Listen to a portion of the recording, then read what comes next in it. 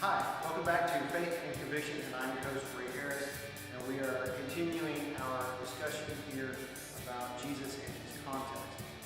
In our previous segment, we discussed all of these verses up on the board, and I encourage you to go back and watch that segment, and so you can come up to speed with where we are. Because what we really want to do is discuss Matthew 5 and how important it is to everything that's going on with Jesus and his teachings and the church, and what all of these verses mean on the screen. But what we have here in Deuteronomy is a truth that Jesus cannot violate and be the Messiah. He has to be humble to this. He has to be perfect in front of this in order to be the Lamb of God, sinless, perfect to be the Messiah. So let us go over to Matthew chapter 5. Matthew chapter 5. And I'll be studying or using the King James, but Matthew 5, 17 to 19. That's where I really want to spend a tremendous amount of time. Right here. It's critical. Matthew 5, verse 17. It's commonly referred to as the Sermon on the Mount. In my opinion, it is not, because when you go back to verse 2, it says, he opened his mouth and taught. And what did we say that Jesus did as a rabbi? He is a teacher. So he's teaching some things. So here in verse 17 in the King James, it says, do not think that I am come to destroy the law or the prophets. I have not come to destroy, but to fulfill. Verse 18. For verily I say unto you, till heaven and earth pass, one jot or one tittle shall in no wise or no way pass from the law till all be fulfilled. Whosoever, therefore, this is verse 19, whosoever therefore shall break one of these least commandments shall teach men so, he shall be called the least in the kingdom of heaven. But whoever shall do and teach, the same shall be called great in the kingdom of heaven. So this is very important. What is he establishing here? Don't think that I've come to make void the law and the prophets. I'm not here to annihilate these things. I am teaching these things. We saw that in Matthew 7 and verse 12. That doing good unto others is the law and the prophets.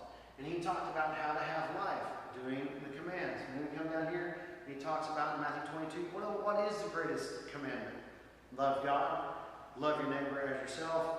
On these two things hang all of what? The law and the prophets. That's especially verse 40. Now, I know that sometimes we get caught up in all of these nice statements that Jesus makes, but Jesus' statements are concluded with the law and the prophets. The law and the prophets. And then he comes over here and he says in Matthew 5, do not think that I have come to destroy the law or the prophets, but to fulfill. And as Christians, ones who follow him as the Messiah, we understand him to have fulfilled many, many things.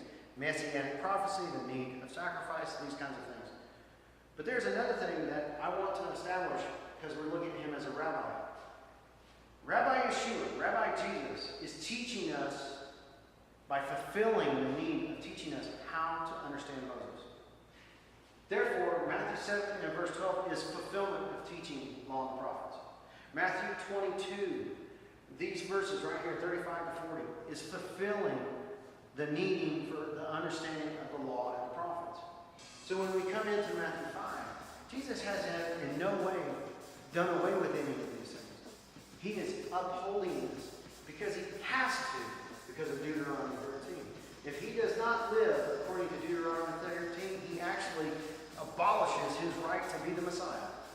And I don't believe that he's going to abolish his right to be the Messiah and destroy what Moses was set out and what God set out through the prophets. He has to stand in harmony with the law and the prophets. So it's very important that we understand this.